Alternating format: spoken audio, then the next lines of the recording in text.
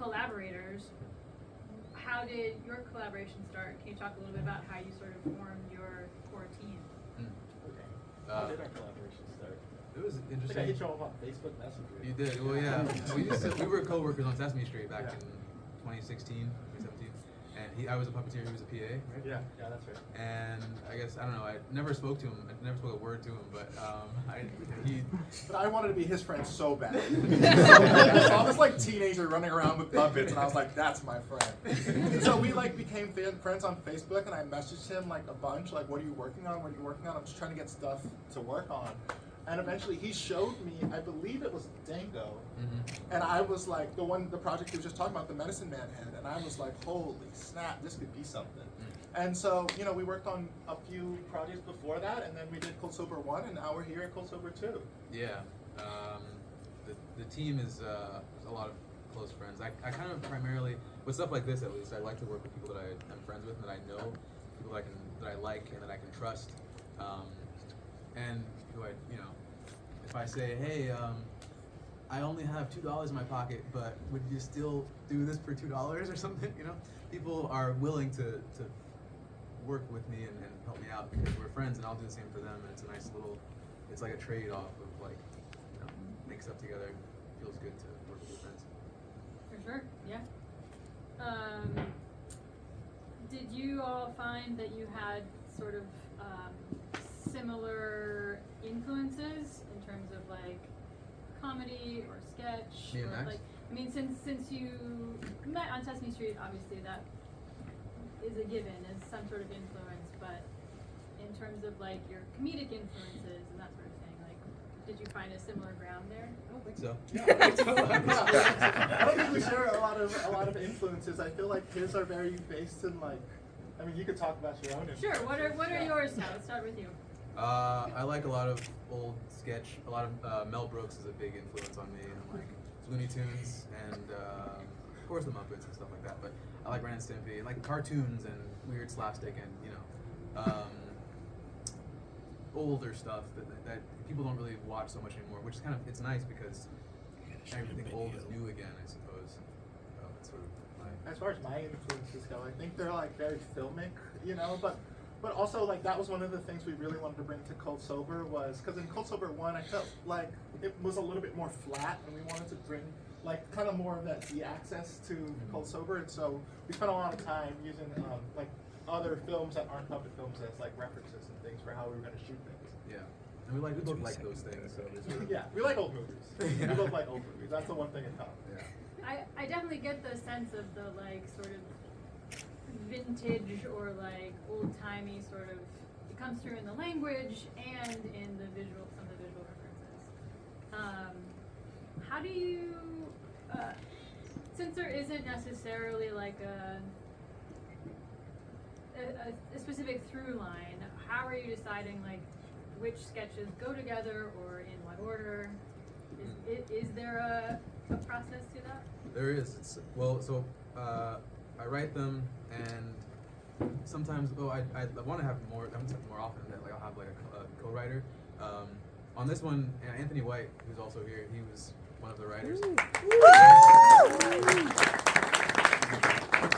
he also is influenced heavily by like old cartoons and classic comedy stuff. So we share that in common. And so when we write stuff, a lot of times it comes from like sketches. A lot of like just I had an idea for this one scene that we could do. I'll put it in some episode eventually. It'll be there. I'll write it and then put it away for whenever it's useful. The Stanley Sleaze stuff in this episode is like the through line.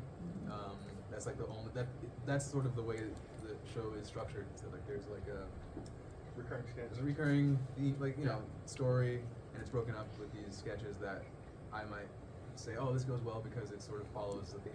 There's a couple of motifs like there's bears, there's pudding, and there's guns. What else could you ask for? Okay. So yeah, it all comes together that way. Looking at what I have in my roster of sketches. And he's got like a ton of these sketches written out. Like he's got so many from like 10 years ago. That's the more. thing. I've been writing since I was 12. So he'll be like, he'll pull out a script and be like, this one's from when I was 15, and then you're like, whoa, and like they'll all kind of go together. And so it's kind of like this some of it's like him referencing himself a little bit, which is fun because of how long he's been writing these for. And there's like family stuff too, things I know that my brother would get or that my like mom would enjoy, you know, stuff like that, or like things that are for the ancestors or whatever, you know. We made stuff for the ancestors. Granny. That's so sweet. Anyway. Well, I'd like to open it up to see if any of you all have questions for any of the filmmakers. I know a lot of you were contributors. Yeah, firsthand. Do you guys have a favorite puppet or a favorite sketch? Yeah, I think my favorite sketch is probably either Stanley Fleas, the one with the shotgun, or Party Foul because of the liquor. Like, I really, yeah. That was a really fun shoot day. It was a really hot shoot day too. How about you, Tom? A couple of days. Okay, so favorite sketch in this episode, I think Grip the Ground is pretty. I enjoyed it a lot because of the music and the. That's the one you shot here. Yeah. My ears perked up as soon as I was like, I heard that on the loop. Oh man. Me too. Well, actually, okay. Well, so I also like the Bank of Buffoonery because that was one of the few that we shot with live audio, and I really enjoyed shooting stuff with live audio. A lot of it was recorded because it's technical stuff, but the live audio is fun, so you can like improvise and like sort of add stuff, and it feels more organic. Favorite puppet is Gadzooks, I think. Yeah, as an editor, I disagree with With the the live ground, audio. yeah. With the live audio thing. Like I like it better when we do the pre-recorded. It's so much easier. Favorite puppet? I didn't answer that. It's definitely Stanley Sleaze. Definitely Stanley Sleaze. He's the man. He's a good villain, and everybody needs a good villain. Well, thank you. Any other? Oh right. Hey guys. Great show. I really like how there's a lot of music in it, and it kind of seems sometimes like the skit is a part of the music video for the numbers. Can you talk a little bit about your music creation production process? Like, do you come up with the lyrics or the scene first? It's a great puppet. And influences? Any influences? Musical Yeah. influences? Well, I could start talking about it, but I could also defer. Could I, Ben? Can Sure, yeah. Yeah. Stand up, Ben. Yeah, let's. Everybody give a round of applause.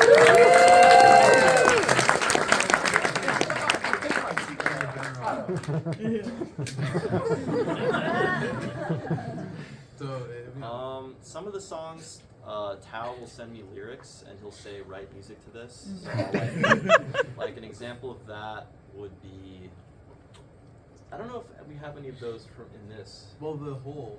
Oh yeah, that one, the Grip the Ground was kind of like an instrumental track where he just described like what he wanted. Like he wanted Sling to sound kind of like spooky. Yeah. So I've kind of made Sling like that. But in the last episode, Serotonin, her song had like. Yeah. I The lyrics. song Sweaty Hands, I wrote that one. Like,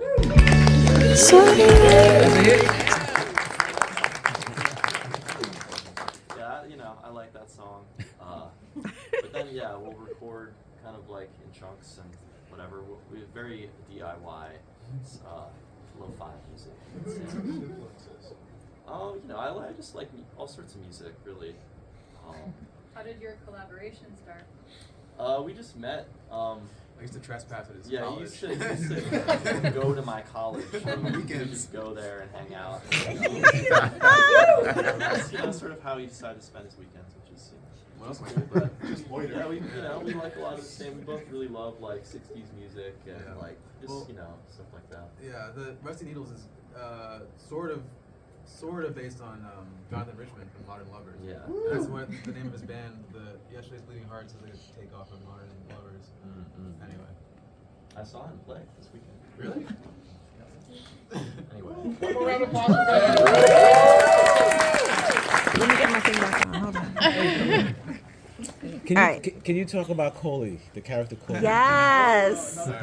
Yeah. All right. Dude, this is my parents asking this question. They need to know about the origin of Coley. And I forgot to bring Coley. That's fine. That's Oh, fine. So Coley, the actual Coley is like a. you better come correct because I'm filming. It's this like entity Coley is my mother's familiar. Good there's job. like, she's had Coley forever since she was petite. So my mother was a petite child. And I grew up with Coley, she grew up with Coley, my entire family grew up with Coley.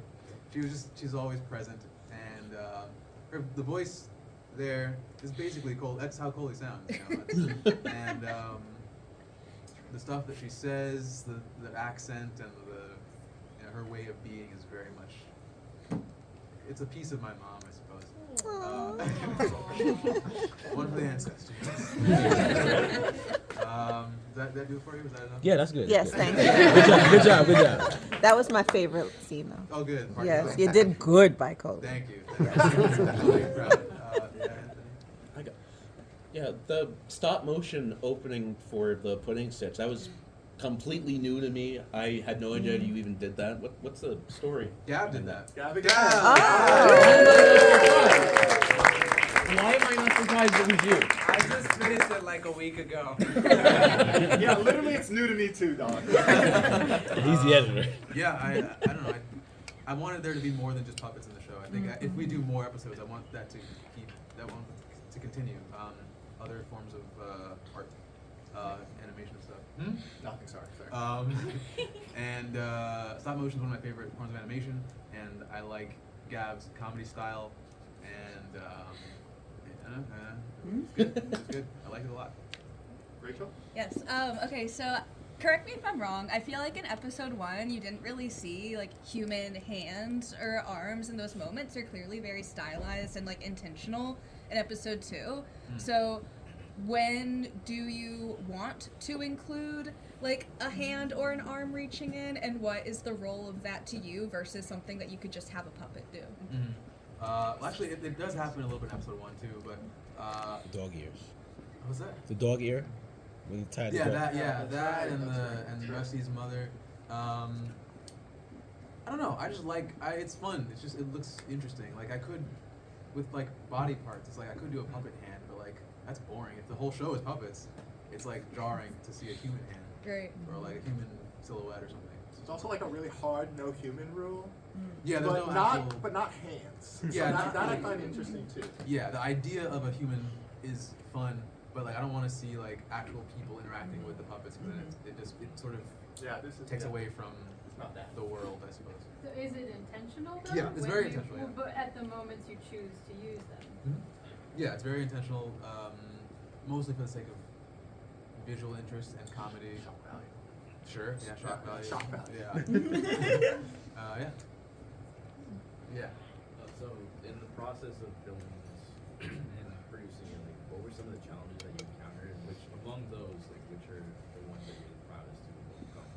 You want to go first? Oh my god, yes. Oh my god. Okay, so Grip the Ground, it was crazy, y'all. It was like when they shot it, there was these giant people in the back, and they were all wearing black like little ninjas, right? And he's like, "Hey, can you take the humans out of this? Because there's a hard no human rule." And I was beyond that, also no puppeteer in the shot rule as well. not just puppetry. And I spent so many hours. I was pulling like 6 or 8 hour days, just rotoscoping, listening to my audiobook, just taking them out. Next frame, just taking them out. Next frame. So yeah, we could have shot it better. We just didn't. And I learned what not to do based on shooting that. So as far as I'm proud to overcome, technically it's probably that, because I had never really like the cool thing about Cold Sober is that it'll just present new challenges like as an editor, and I just have to figure them out. He'll just throw them at my feet and be like, figure it out. And so rotoscoping was one of those that I had never done like at this level of like for like a 4 or 5 minute sketch, and so that was rough, and I hope it turned out okay. Yeah. Woo, it did. Oh, thanks, I didn't Thank think you. that. Take it while you got it. Yeah, I appreciate it. I love it. For me, I don't know. I think one of the challenges was like scheduling. Like I wanted to make more. This took 2 years to make, and the original goal, we did some like workshops, like puppeteer workshops, and just like camaraderie workshops and script reads and stuff in like the spring of 2024. And I don't know if you guys remember that, but in that room I said, all right guys, so my plan is to My plan is to shoot 6 episodes in 1 year. That didn't happen. And just for the sake of, it happened that way because of, people's work schedules and life schedules. Very little compensation other than like good times and pizza and stuff like that. And so I can't expect someone to say, "Oh, I'm gonna, take off work for this." People have to go to work, so do I. Yeah, it's just stuff like that. It was a big challenge. You're not gonna bring up a puppet challenge? Give them a puppet challenge. That's what they asked for. That's what the people want. The ground was a general. It was a big challenge. Puppet challenge. Rehearsing it was fun, and then shooting it was crazy. Yeah. What were you gonna say? The wrecking ball. From what do you think? I don't want to talk about that. I don't want to talk about the wrecking ball. Sorry. I didn't mean to go sore subject. Since you brought that up, if you haven't yet, Oh yeah. Tao set up a lovely photo area where you all can. Take a picture of her? Yeah. Please do. Make Make it worth my while. Maybe How do you make all the puppets? Like, what are their sizes and what is your creation process for the puppets? They're all so different and there's so many of them. There's a lot of them. Well, thank you for asking. I'm blown away. Thank you. That's Never seen anything. you start off with a design, with a drawing, based on maybe like a pun or I don't know, like serotonin is one example. Like what Sarah is a first name, Tonin could be a last name. Serotonin's a thing. What does that look like? So I draw it and then I sculpt the foam and then I sew it all together and it takes hours. Lots of toxic glue fumes and a lot of furl over my body and stuff like that. He starts to look like a puppet himself. Yeah.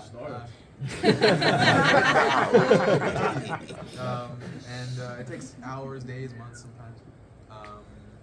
But when I always love the building process because like once as it comes together, I start to have fun with it. I'm like, oh.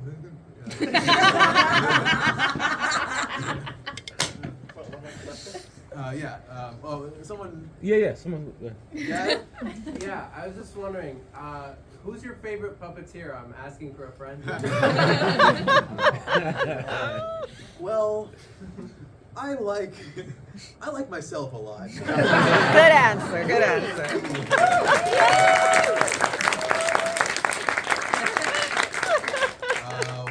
One final question, I suppose. It's related, I guess. Uh-huh. Which puppets were you puppeteering? Oh man. I was Stanley Sleaze. I was Tom Foolery from the Bank of Buffoonery. I was Rusty Needles, but Ben did the voice. And I was Coley. Always Coley. That's right. Nobody. I'm sure I was others, but those are like the main ones that I did. Well, In the pre-show, I was Serotonin.